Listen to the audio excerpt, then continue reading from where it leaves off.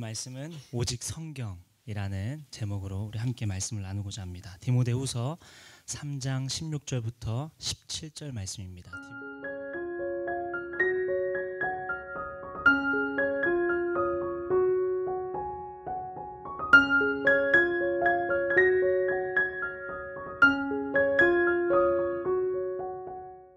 16세기 초에 많은 교회에서 이런 말들이 흔히 들려지곤 했습니다.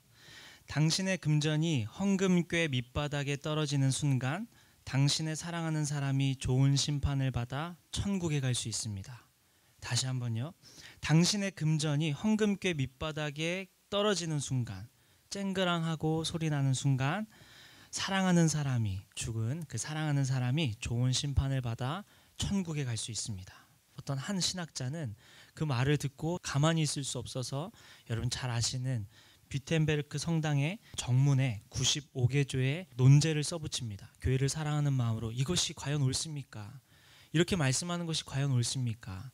이것이 말씀이 말하고 있는 바가 맞습니까? 라고 논제를 붙이게 됩니다. 이것이 아주 큰 반응을 일으키고 이것이 종교개혁의 시작입니다. 1517년 10월 31일 이 종교개혁의 시작으로 이 교회는 수많은 변화와 변화를 끝에 오늘에 이르렀습니다. 그 당시에 여러분 종교개혁 당시에 5대 솔라, 5대 운동. 첫 번째는 오직 믿음으로 구원받습니다. 우리의 공로가 아닌 은혜로 예수 그리스도를 믿음으로 우리는 구원받습니다. 그래서 세 가지, 오직 은혜, 오직 믿음, 오직 예수 그리스도. 네 번째, 오직 성경만이 우리의 가르침이다. 오직 성경만이 우리의 길을 인도해 간다. 다섯 번째, 오직 하나님께 영광을 돌려야 합니다. 우리의 삶은 우리의 이름을 남기는 것이 아니라 오직 하나님께 영광이 되는 삶을 살아야 합니다. 이 다섯 가지를 내걸고 종교개혁은 계속해서 이루어졌습니다. 그래서 존 칼빈이라고 여러분 들어보신 적 있겠지만 종교개혁자 중에 한 명은 이 운동 때 아주 유명한 한마디를 남기는데 한 번 개혁된 교회는 계속해서 개혁되어야 합니다. 라고 외쳤습니다. 오늘날 저는 여러분과 바로 이 얘기를 하고자 합니다. 오직 성경만이 우리의 삶의 지침입니다. 오직 성경만이 우리의 삶을 인도해 갑니다. 오직 성경이 우리의 최종적 권위를 갖습니다. 라고 외쳤던 것처럼 한 번 개혁된 교회는 계속 개혁돼야 합니다. 라고 외쳤던 것처럼 저는 오늘 여러분과 함께 오직 성경, 이 성경만이 우리의 삶의 지침이 된다. 이 성경만이 우리의 삶을 인도해 갈 수 있다. 하나님 우리 이 성경을 통해서 우리에게 말씀하신다. 이것을 회복하고자 합니다. 먼저 저는 오늘 이 성경에 대해서 여러분과 다방면으로 다각도로 여러분 나누고자 하는데 첫 번째 우리가 왜 성경을 가까이 해야 할까에 대해서 한번 나누고자 하는데요. 우리 말씀 한번 같이 읽을까요? 마태복음 4장 4절 말씀입니다. 우리 마태복음 4장 4절 우리 다 같이 한번 읽죠. 시작.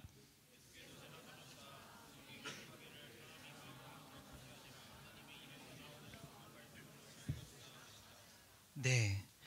기독교 외의 모든 종교들은 자신의 필요를 위해서 종교 생활을 합니다. 자신의 필요를 채우기 위해 우상을 만들고 또 참선을 하고 고행을 하고 목표하는 바를 이루고자 합니다. 자신의 필요를 구하는 것 자체가 나쁜 것은 아니지만 처음부터 끝까지 동기와 목적, 결과 모두가 나 중심이 되는 것이 문제인 것이죠. 성경의 언어로 표현하면 빵으로만 살고자 하는 것, 그것이 이 기독교의 다른 종교들이 갖는 특징입니다. 그러나 우리가 믿는 예수님을 믿는 저와 여러분은 예수님 하신 말씀은 빵으로만 살 것이 아니고 우리 하나님의 입에서 나오는 말씀으로 산다고 말씀하시죠. 우리는 그것을 믿는 자들입니다. 우리는 빵도 필요하지만 동시에 하나님의 입에서 나오는 말씀으로 산다고 우리에게 가르쳐주고 계십니다.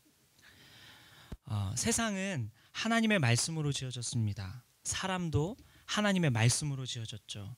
그래서 말씀으로 시작된 세상은 말씀으로 통치를 받고 말씀대로 마지막에 이르게 됩니다. 이사야 40장 8절의 말씀에 보면 푸른 마르고 꽃은 시드나 우리 하나님의 말씀은 영원히 서 있다. 이 하나님의 말씀은 어제도 있었고 오늘도 있고 내일도 있을 것입니다. 이 말씀이 우리를 통치하고 마지막 때까지 이르게 할 것입니다. 그렇기에 우리는 말씀을 가까이 해야 합니다. 우리는 말씀으로 지어졌기에 세상은 말씀으로 지어졌기에 우리가 말씀을 가까이 하는 것이 마땅하겠죠.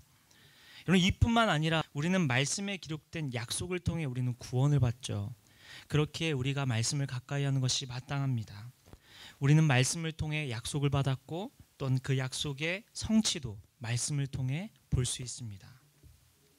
그렇기 때문에 여러분, 우리는 말씀 없이 살 수 없는 존재이고, 말씀으로 지어진 존재고, 말씀의 통치를 받는 존재고, 말씀대로 마지막 때를 보게 되는 존재이기 때문에 우리는 말씀을 가까이 하는 것이 마땅하고, 또한 말씀이 우리를 살리고 말씀이 우리를 구원하기 때문에 우리는 가까이 하는 것이 마땅한 거죠. 그렇다면 이 하나님은 이 성경을 통해, 이 말씀을 통해 우리에게 어떤 말씀을 하시는가, 우리 두 번째 한번 나눠보고자 하는데, 성경은 우리에게 어떤 말씀을 하고 있을까요? 성경은 예수님만이 우리를 구원하는 길이요 진리요 생명임을 말씀하고 있습니다. 그리고 동시에 성경은 구원받은 자로서, 예수님의 제자로서 이 세상을 어떻게 살아가야 할지 말씀도 동시에 같이 하십니다. 첫 번째는 당연히 우리를 구원해야 하고, 또 구원의 길이 예수님만이 우리의 구원의 길임을, 또한 진리임을, 그것이 우리에게 주는 생명임을 말씀하시지만, 동시에 예수님 믿는 자녀로서, 예수님 제자로서 우리가 어떻게 살아가야 할지도 말씀해주고 있습니다. 그렇다면 하나님은 이 성경을 통해 어떻게 살아야 할지 여러분과 오늘 나누고자 하는데, 어떤 말씀을 하실까? 첫 번째, 하나님은 성경을 통해 우리를 교훈하시고 책망하시며 가르치십니다. 하나님은 성경을 통해 우리에게 하나님의 뜻을 가르쳐 주시고 우리의 삶의 지침서를 주시는데, 그것이 뭐냐? 교훈하시고 책망하시며 가르치심을 주십니다. 오늘 본문 말씀 16절 말씀 우리 함께 읽어볼까요? 시작. 모든 성경은 하나님의 영감으로 된 것으로서, 성경은 교훈과 책망과 바르게 함과 의로 교육하기 유익하다고 써 있습니다. 근데 먼저 우리는 교훈과 책망에 대해서 얘기할 건데, 교훈과 책망이 무엇일까? 우리의 삶을 하나님께서 때로 교훈하시고 가르치시고 또 책망하시면서 우리를 인도해 가신다는 뜻인데, 교훈이란 무엇일까? 어떤 것을 포함한 걸까? 예를 들어 이런 것입니다. 창세기 32장에 보면 야곱의 얘기가 나오는데, 야곱이 에서한테 죽임을 당할 뻔한 장면이 있어요. 과거에 에서의 장자권을 가져가고 도망치잖아요. 그래서 에서가 야곱을 찾게 되는 과정, 그것을 소문을 들은 거예요. 야곱이 그걸 듣고 형이 오는구나, 나 이제 곧 있으면 죽었다, 이런 마음에 두려움에 막 떱니다. 그래서 어떤 행동을 하냐? 죽지 않기 위해 내가 형의 마음을 잘 녹여드리기 위해 막 선물도 준비하고 막 이벤트를 준비해요. 그리고 혹시 나를 죽일 수도 있으니까, 만약에 죽이면 안 되니까 피할 길도 이렇게 냅니다. 여러분, 창세기 32장을 보면서 벌벌 떨고 있는 그 야곱의 마음을 한번 살펴본 적 있으십니까? 여러분, 그 마음을 살펴볼 때 그 두렵고 떨리는 그 마음, 실제적으로 곧 있으면 내가 죽을지도 모른다는 그 두려움 가운데 휩싸여 있는 야곱을 보면서 여러분 어떤 마음이 드십니까? 혹시 우리의 두려움과 닮아 있지는 않습니까? 내가 이 두려울 때 나는 어떻게 행동하고 있을까? 야곱을 보며 우리에게 하나님께서 교훈하고 계시는 것은 없습니까? 또 이런 말씀이 있습니다. 예수님께서 이제 제자들과 배에 오르셔서 이동하고 있는데 갑자기 파도가 엄청 쳐가지고, 기억나시죠? 파도가 막 쳐가지고 배가 막 흔들리고 있는데 예수님 곤히 잠드셨어요. 그래서 제자들이 어떤 마음이었을까? 막 흔들려서 이제 곧 있으면 죽게 생겼는데 예수님이 잠드신 거예요. 예수님과 함께 있지만 흔들리는 그 배 속에서 제자들은 어떤 마음이었을까? 이분이 우리를 구원해 준다, 이렇게 보지 못하고 두려워 떨고 있는 그 모습, 함께하고 있지만 함께 있는 것을 망각하고 있는 그 제자들의 모습, 여러분 그것을 보며 어떤 생각이 드십니까? 또한 침묵하고 있는, 또 잠드신 그 예수님을 보며 여러분은 어떤 생각이 드십니까? 혹시 우리의 삶에도, 내 삶에도 하나님 이렇게 침묵하고 계시진 않습니까? 제가 지금 두렵습니다, 이런 마음으로 여러분 성경을 접해본 적은 있으십니까? 또 여러분, 한 가지 더 나누자면, 다윗이 죄를 지었을 때, 내가 죄로 인하여 낙담할 때 여러분 어떤 마음이십니까? 성경은 이에 대해서도 가르치고 계시죠. 다윗을 우리가 살펴보면 다윗도 우리 사람 앞에서, 하나님 앞에서 너무나도 부끄럽고 해선 안 될 짓을 했습니다. 그러한 죄를 짓고 나서 나단 선지자가 죄를 깨닫게 했을 때 다윗의 마음이 어땠을까? 들켰을 때, 이 죄가 이러한 어떤 큰 잘못이었구나 깨달았을 때 여러분 어떤 마음이었을까요? 다윗의 마음 살펴보면 우리의 삶 속에 내가 죄에 넘어지고 또 하나님 앞에 부끄럽고 사람 앞에 부끄럽고 이러한 모습 속에서 다윗은 어떻게 행동하는가? 시편 51편의 그 기도를 보면서 나는 어떤 기도를 해야 하는가? 우리 삶 속에서 하나님과 동행하는 이 성경을 통해 우리가 동행할 수 있겠죠. 하나님 우리에게 이 성경을 주시면서 이런 다양한 이 인간 세계에 하나님과 동행하던 수많은 그리스도인들을 비춰주시며 우리에게 삶의 지침들을 주십니다. 그리스도인으로서 우리는 어떻게 살아가야 할지, 이러한 상황에 우리는 어떤 마음을 가져야 할지 우리 성경을 통해 하나님은 말씀하고 계십니다. 하나님은 또한 성경을 통해 우리를 책망하시기도 하는데요. 여러분은 성경을 통해 책망을 받고 계십니까? 제가 그 삶이 이렇게 길지 않고 심플하다 보니까 종종 군대 얘기를 꺼내는데 제가 오늘도 잠깐 그 얘기를 하고자 합니다. 제가 군대 있을 때 그 군종병이었어요. 그 군대에서 교회가 있는데 교회에서 생활하는 군생활 거기서 했었는데 사람들은 참 좋겠다 너 군생활 교회에서 해서 이런 마음이었는데 전 사실 너무너무 힘들었어요. 왜냐하면 그 군에 있는 목사님이 나이가 아주 많으신 그 어르신이었고 굉장히 완벽주의자셨어요. 그리고 그 여자분이셨는데 목소리가 굉장히 높으세요. 굉장히 성악한 것처럼 굉장히 높이 올라가요. 그런데 그런 목소리로 하루도 빠짐없이 소리를 지르시는 분이었어요. 막 이거 못했어, 저거 못했어. 잘하면은 더 잘해야지. 막 이러고 여기서 어떻게 더 잘하지? 막 이런 마음이 드는 굉장히 무서운 분이었어요. 매일 혼나고 매일 진짜 저를 아프게 한 분이었어요. 근데 어느 날 목사님이 저한테 또 저를 불러가지고 이렇게 뭐 이렇게 호출을 누르는 거 있거든요. 딱 누르면 제가 막 달려가야 돼요. 너무 비참하다, 그렇지? 이렇게 뭘 누르면 내가 달려가야 돼. 막 이렇게 타다 올라갔는데 또 그때도 소리 지르시겠지 이렇게 하고 있는데 막 여전히 어느 때나 다름없이 계속 소리를 지르시는 거예요. 그래서 그래 내가 그렇게 잘못했나 막 이러고 있는데 목사님이 다 하는 말이 야 내가 너를 내가 무슨 너의 뭐 엄마도 아니고 내가 뭐 엄마야 막 이렇게 소리 지르는 거예요. 그래서 제가 뭐 솔직하게 내가 네 아들이야 이런 마음이 드는 거예요. 죄송해요. 속마음 솔직하게 너무 힘드니까 내가 무슨 아들도 아니고 그렇잖아요. 그래서 그런 마음을 가지고 생각하고 있는데 목사님이 지나가는 말로 조용하게 작게 내가 널 아들처럼 생각하니까 이러지 이렇게 지나가는 거예요. 근데 저는 그 말을 듣고 더 화가 났어요. 아들한테 이렇게 행동한다고 막 이렇게 화가 났는데 시간이 지나면 지날수록 내가 너 아들처럼 생각하니까 잘 되기를 바래서 내가 이렇게 얘기하는 거야. 물론 여러분 이것이 늘 좋았다. 이것이 좋은 방법이다. 이런 얘기는 아니에요. 그런데 그 속에 의도가 있는 거예요. 나를 정말 사랑하는구나. 그래서 좀 이상하게 보일 수 있지만 혼날 때마다 와 이만큼 사랑한다고?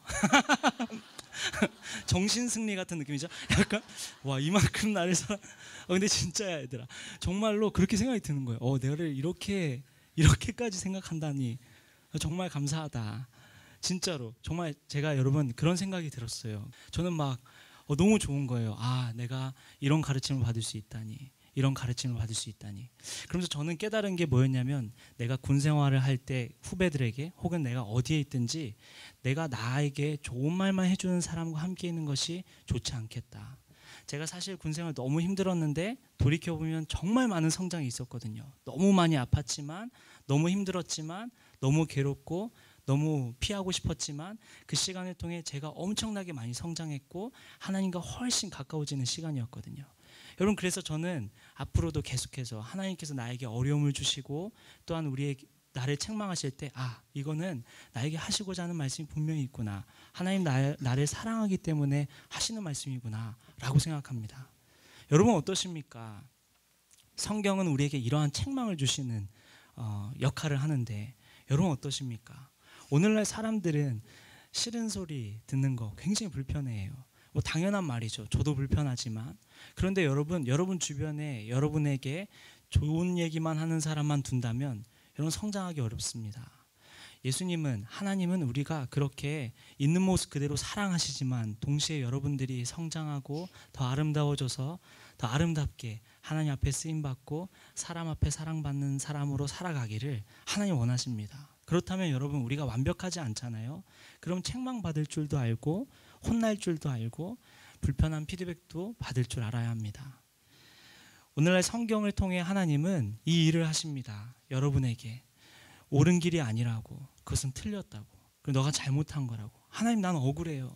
하나님 내가 뭐가 잘못했어요? 아니라고. 너가 잘못한 것도 있단다. 너가 틀린 것도 있단다. 여러분 그런 음성을 듣고 계십니까? 하나님은 이 성경을 통해 여러분에게 교훈도 주시지만 위로도 해주시지만 격려도 해주시지만 그것은 틀렸단다. 그것은 아니야. 멈춰야 돼. 거기서 그렇게 해서는 안 돼. 라고 말씀도 해주십니다. 여러분 그 음성을 듣고 계십니까? 우리는 그 음성을 들으며 살아가야 할 존재입니다. 하나님은 이 성경을 통해 교훈하시고 또 책망하시며 예수님의 제자로서 어떻게 살아가야 할지, 그리스도인으로서 세상에서 어떻게 살아가야 할지 말씀하시는 분이십니다. 이어서 하나님은 성경을 통해 우리에게 하시고자 하는 말씀이 무엇일까? 둘째로 하나님은 성경을 통해 선한 일을 하게 하십니다. 하나님은 성경을 통해 선한 일이 무엇인지 가르쳐 주십니다. 하나님은 성경을 통해 선한 일을 할 수 있도록 능력을 주시고 용기를 주시고 지혜를 주시는 분이십니다. 우리 16절 말씀, 우리 본문 말씀 16절, 17절 말씀 우리 두 가지 다 한번 읽어볼까요? 다 같이 시작.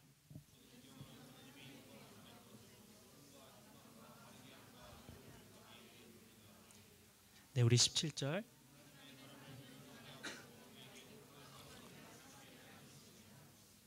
네, 교훈과 책망 이후에 바르게 함과 의로 교육하게 유익하다. 이 무슨 말이냐면 바르게 함과 의로 교육한다는 건 17절에서 설명하고 있는데 17절에 보면 선한 일을 하게 하려 한다라고 써 있어요. 우리가 바르게 되고 의롭게 된다는 거 그게 뭘까? 성경은 그것을 선한 일을 한다라고 표현하고 있습니다. 하나님은 성경 말씀을 통해 저와 여러분이 이 땅에 살면서 선한 일을 하기를 바라십니다.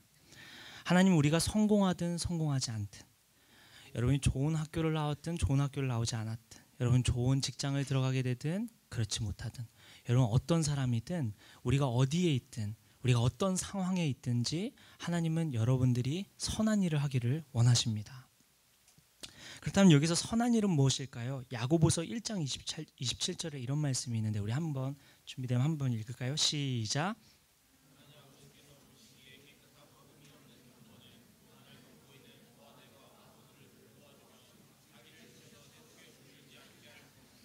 네, 하나님 분명하게 말씀하시죠. 우리가 선한 일이 무엇일까? 고아와 과부를 돌봐라. 이게 무슨 의미냐면 여러분 당시의 사회적 약자를 의미합니다.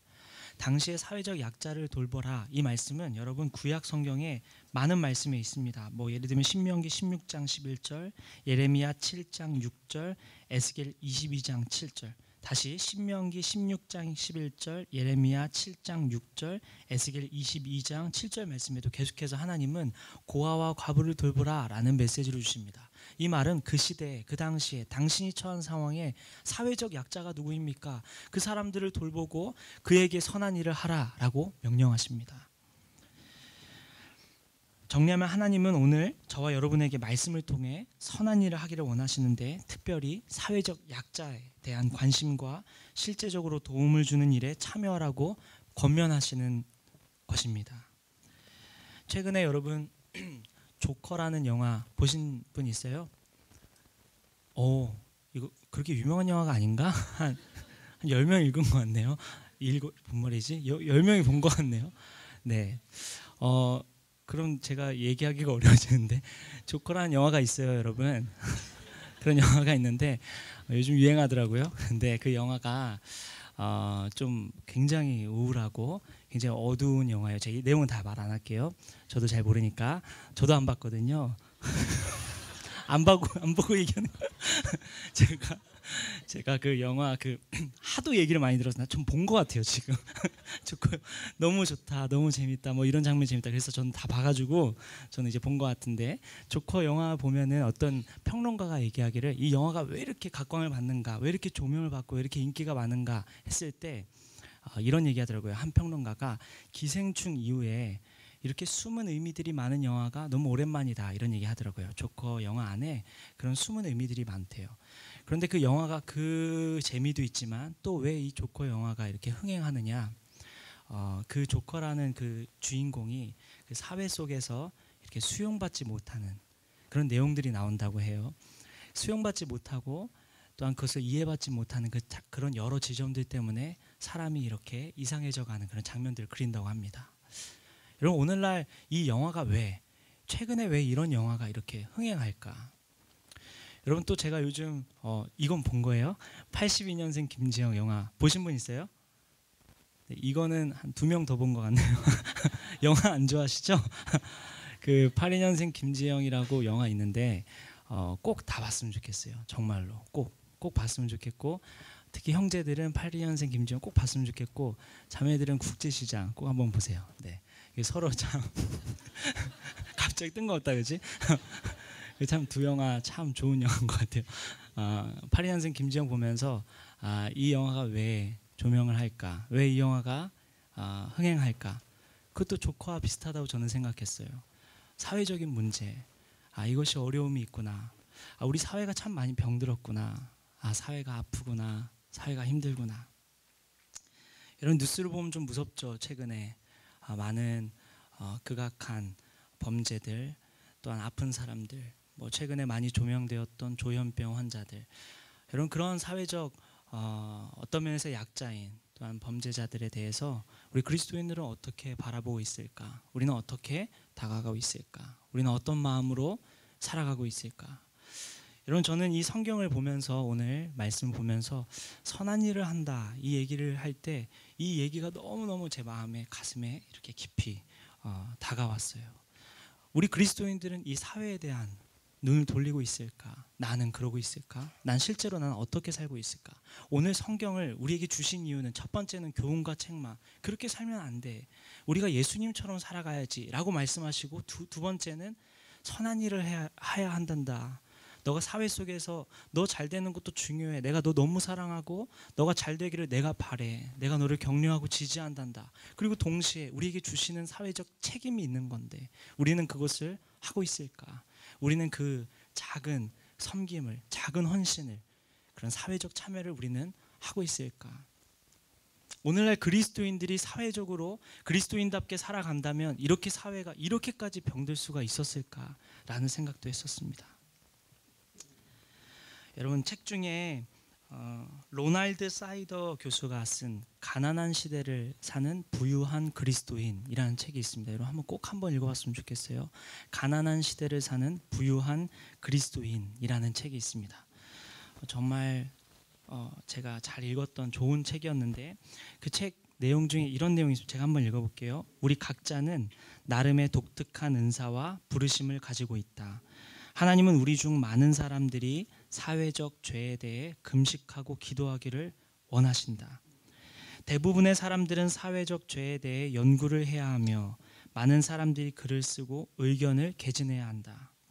어떤 사람들은 사회 정의를 촉진하는 조직에 가입하고 후원해야 한다. 또 어떤 사람들은 정치가로 나아가야 한다. 우리 모두는 개인의 생활 양식을 어떻게 바꾸어야 더 나은 세상을 만들 수 있을지 질문해야 한다. 모든 사람들은 하나님이 우리들로 하여금 집중하기 원하시는, 중요해요, 제한적이고도 구체적인 일이 무엇인지 그분께 기도하며 여쭈며 나아가야 한다. 여기 중요한데, 하나님이 우리들로 하여금 집중하기 원하시는, 여러분들 각자에게 집중하기 원하시는 제한적이고도 구체적인 일이 무엇인지 그분께 묻고 기도하며 여쭈며 행해야 한다, 이런 얘기입니다. 여러분만이 할 수 있는 선한 일이 있거든요. 여러분만이 미칠 수 있는 그런 길이 있거든요. 여러분만이 할 수 있는 일이 있거든요. 제한적이고 그리고 동시에 아주 구체적인 일, 그것이 무엇일까요? 하나님은 이 오늘날 여러분에게, 저와 여러분에게 성경을 주신 이유, 당연히 첫 번째 우리의 구원의 길이 무엇인지 가르쳐 주시지만 동시에 구원받은 자로서 내가 어떻게 살아가야 하는가, 교훈과 책망하시며 동시에 우리가 어떻게 살아가야 할지, 어떻게 행해야 할지 우리에게 말씀하고 계십니다. 그리고 동시에 우리는 그 구체적이고 제한적인, 하나님 제가 무엇을 하길 원하십니까? 하나님 제가 무엇을 하면 좋겠습니까? 저 사회적 약자들을 위해 내가 할 수 있는 것이 무엇입니까? 하나님 제가 할 수 있는 그 은사는 무엇입니까? 라고 물어야 한다는 것입니다. 지금까지의 말씀을 정리하면, 여러분, 우리 사람은 말씀으로 지어졌기에 우리 말씀으로 돌아가야 하고 말씀을 가까이 해야 한다고 했습니다. 또한 그 구원의 길이, 약속이 그 말씀 속에 있기에 우리가 말씀을 가까이 하며 믿음 안에 거하고 그 확신 아래 서서 우리가 나아가야 한다. 그렇기에 우리는 말씀을 가까이 해야 한다고 했습니다. 또한 이 말씀은 하나님께서 우리에게 구원의 길을 가르쳐 주시면서 동시에 우리에게 교훈하시고 책망하시며 또한 우리가 선한 일을 할 수 있도록 힘 주시고 능력 주시고 또한 함께 하시는 것이 성경을 주신 목적이다라고 얘기했습니다.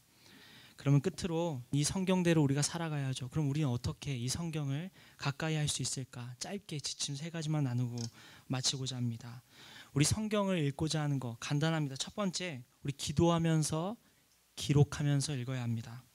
우리 성경을 어떻게 읽을까? 첫 번째, 기도하면서 읽고 기록하면서 읽으십시오. 오늘 본문 16절에 의하면 성경은 하나님의 영감으로 쓰였다고 합니다. 그 말씀은 우리가 성경을 읽을 때 원저자이신 하나님께서 깨달음을 주실 때 더욱 풍성하게 읽을 수 있다는 것을 의미합니다. 우리가 그러한 하나님의 조명 없이 성령님의 도움 없이 성경을 그냥 책으로 읽으면 그냥 단순히 겉으로 드러난 그런 뜻만 알게 되지만 우리가 성령께서 도움을 주시고 하나님께서 빛을 비춰주셔서 성경을 읽으면 그 안에 또 숨겨진 더 풍성한 은혜를 누릴 수 있다는 뜻입니다. 또한 여러분 공부하듯이 여러분 공부할 때 줄도 치고 메모도 하잖아요. 성경에 그렇게 메모하고 줄도 치고 또 기록하고 포스트잇도 붙이고 이렇게 읽어가기를 권면합니다. 여러분 어떤 학자가 한 얘기인데 오늘날 스마트폰 많이 보잖아요.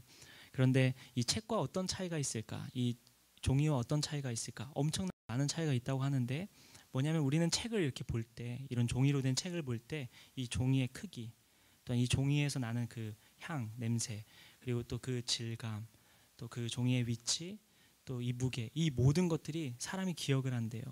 그래서 우리가 이 종이로 책을 읽을 때 더 많이 기억하고 더 우리가 확실히 이렇게 닿을 수 있다고 합니다.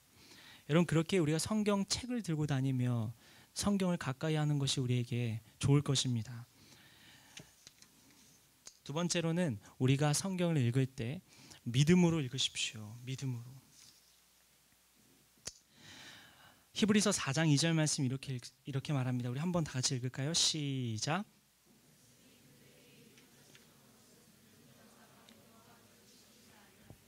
네, 또 마태복음 13장 58절 말씀을 다 같이 시작.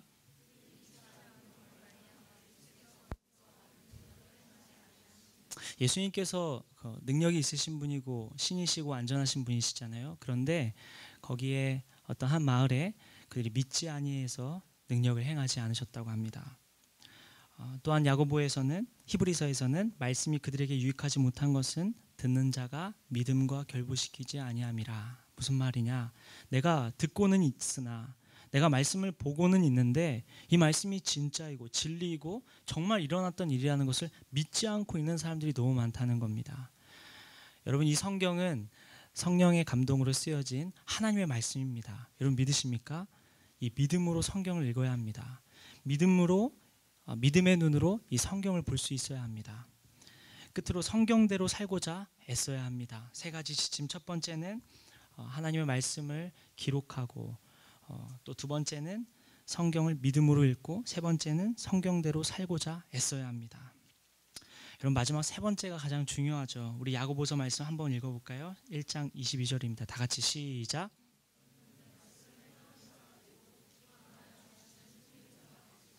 네, 우리는 말씀을 많이 듣고 있죠. 또 보고 있습니다. 그런데 우리는 지식만 아는 것만 우리는 많아지는 그런 신앙의 연수만 늘어나는 그런 존재가 될까 두렵습니다. 여러분 듣고 있고 보고 있으나 여러분 정말 행하고 있습니까? 말씀대로 행하고자 애쓰고 있습니까? 하나님은 우리가 많이 알기를 원하시기보다 어떻게 행동하느냐, 너희가 어떻게 살고 있느냐를 더 궁금해하지 않으실까요? 더 원하시지 않으실까요? 여러분 말씀을 마치고자 합니다. 세상은 교회로 인해 희망이 있습니다. 달리 말하면 교회가 세상의 희망입니다. 그 말은 교회가 거룩해야 한단 말이고 세상과 달라야 한다는 말입니다. 교회가 어떻게 세상과 다를 수 있을까요? 말씀이죠. 말씀 때문에 우리가 달라질 수 있죠. 사랑하는 여러분, 교회가 무엇인가요? 바로 저와 여러분 아닙니까? 자, 그렇다면 우리가 어떻게 세상과 다를 수 있을까요? 결국 말씀이죠. 우리가 말씀으로 돌아갈 때 하나님의 뜻하신 바, 우리가 교훈을 받고 책망을 받으며 선한 일을 하기에 부족함 없도록 인도하시는 것, 그것은 성경에 있는 줄 믿습니다. 여러분, 말씀을 시작하면서 저는 종교개혁에 대해서 이야기했습니다. 오직 성경. 이 성경만이 우리의 삶의 이유입니다. 성경만이 우리의 삶의 지침을 주고, 성경만이 우리를 인도해 가고, 성경만이 우리 최종적 권위를 갖습니다. 그런 외쳤던 그 종교개혁자들의 외침이 여러분 들리십니까? 여러분, 다시 성경으로 돌아가야 하는 시간, 또한 성경으로 돌아가야 할 자리에 있지 않습니까? 당신의 삶이, 여러분의 삶이 성경에 가까이 하는 삶으로, 또한 성경대로 살고자 하는 그런 삶으로 나아가야 하지 않겠습니까? 하나님께서 주신 길, 그 성경이 진리임을 믿고 살아가며 또한 말씀을 따라 나아가는 저와 여러분이 되어야 되지 않겠습니까? 칼빈의 외침이 저의 마음에 참 많이 남았습니다. 개혁된 교회는 계속해서 개혁되어야 합니다. 사랑하는 여러분, 우리 성경으로 돌아갑시다. 우리 성경을 가까이 합시다. 성경을 따라 나아갑시다. 사랑하는 여러분, 우리 성경대로 살아갑시다. 선한 일하며 하나님 뜻하신 바, 하나님 원하시는 삶을 우리가 살아가며 나아갑시다. 우리 함께 기도하겠습니다.